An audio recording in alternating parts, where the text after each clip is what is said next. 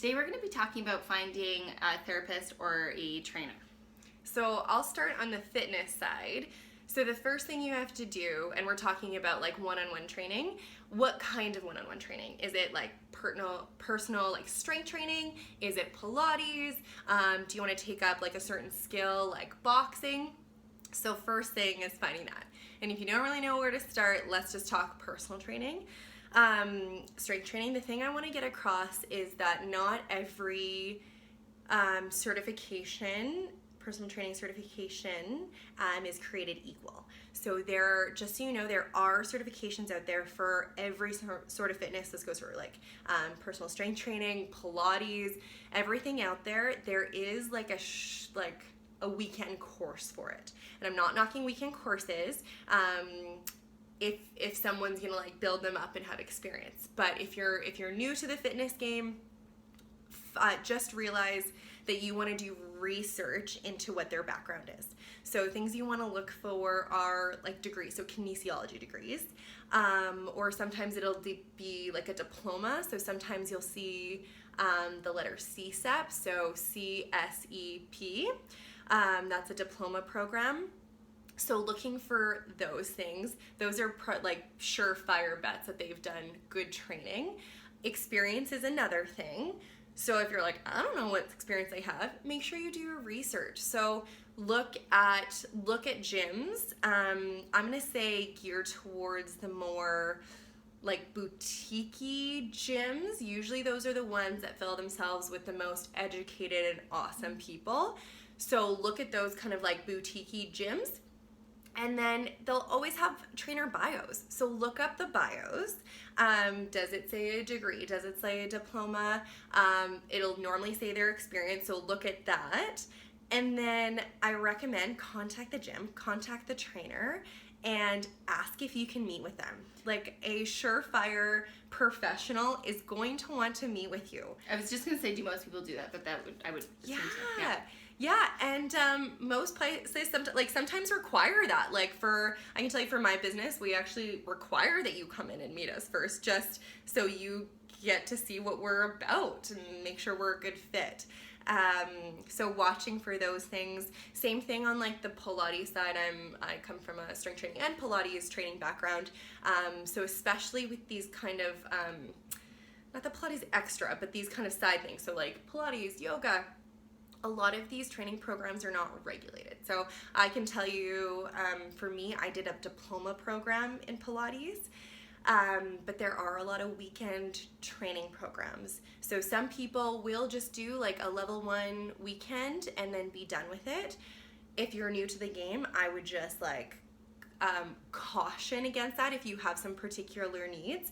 Again, I would look at how many courses have they done? Do they have a diploma? A lot of times it might say like they're whatever certified, and that might mean nothing to you. So again, reach out to the studio, reach out to the teacher, and ask if you can have a meeting, and ask what's your background, and they will happily tell you. And we all have a good like spidey sense, and if you're like, oh, this doesn't sound right, like you did your training in the back of an alley, that's not a thing. But maybe it's a thing. But then you'll know and you'll get an idea. So watch for the education, okay? And if you don't know, or you're like, I have no idea what this certification means, because remember, someone can get certified in a weekend and be a teacher, okay? So watch for that, and then meet with them and ask what their experience is. And then I'll make sure in this video I will tag a couple of my favorite personal trainers. These are people who I know personally. They're highly educated. They're constantly updating what they know. They're constantly educating on social media. They're fantastic people. So I'm gonna take a few of them. If you even just want to follow them on social media, because I love them and I learned so much from them too. So that's what I have to say on the fitness side. Nice. Awesome. The mental side isn't much different, to be honest. Yeah. I think, actually, a lot of what you said, I'm like, yeah, I agree with that. So the big thing with finding a therapist that works for you is, you have to have the relationship, which I think is hard sometimes because you don't know if you have a relationship until you're sitting in front of the person talking with them. And you might not even know until after a few sessions even, because it might take that long to decide whether or not you are a good fit or they're a good fit. But same thing goes with, looking for the registrations and things like that. So there's registered psychologists, there's certified counselors, there's registered social workers, right? So, and that doesn't necessarily mean a whole lot. I mean, registered psychologists do more, they can do assessments and things like that. But in terms of counseling and therapy, it's kind of all the same. I mean, people vary in their background, their experience, and their therapeutic approach. So you want to look into that, of course, but I wouldn't judge it solely on their registration because, like I said, like a registered psychologist is no better necessarily than a certified counselor, right? Like it's basically the same gig, but it's more about what's their experience and that kind of thing. It's really nice if you can get a chance to meet your counselor first. Now, lots of counselors will have a pretty good bio on their website or whatever it is, because it's pretty important to kind of understand the person. So you can read about them. But with our practice too, like Nat was saying, they make sure they meet their clients first. We do the same thing. So we make sure we meet prospective clients before they sign up, just so they can get a sense of what our counselors are like as well. So if you can find that opportunity, I'd say take it, because that's really great. But not a lot of therapists do that. So you might not be able to find that. So do your reading. And if you don't know what kind of therapy you want, because most people don't, like, do I want cognitive behavioral therapy or solution? Like, what all these words that, right? mean. It might just be about reading about the person and seeing maybe what's in their past experiences, and then a lot of it is trial and error. You try it, it works or it doesn't. And also, I wouldn't, there's also lots of less expensive counseling in the city, like there's Calgary Counseling Center and all that, and all that's great too. And I think sometimes it gets written off as not great, and that might be your experience, but I would just say, there's nothing wrong with at least trying some of these things at least once, because you never know when you're going to find the person that works for you. But, yeah. And on the topic of pricing too, I know that's important and something on everyone's mind, whether it be for therapy or training. And of course, you have to stay within your budget, but keep in mind too, for the most part, you get what you pay for. So remember, someone who's done their degree plus all these years of experience is going to be different than someone who did a weekend course, but you're going to get much more out of that professional with that experience and that education. So just remember, think about it in the long term.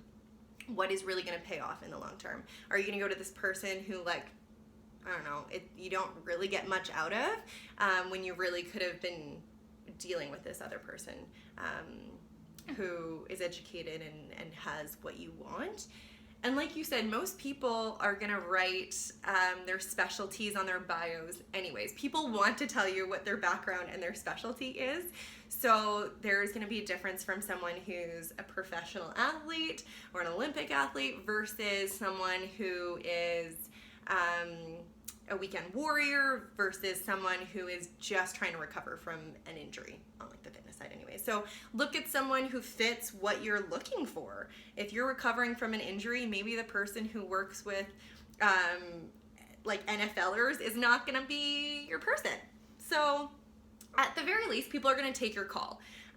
And we're saying too, meeting with people, we happen to offer those services with our business. Some people don't, and that's fine. But I just want to make it clear that we're not asking for like a free session, that you're not calling these people and saying like, oh, well, if you are really a professional, you're going to give me a free session. That's not what we're saying.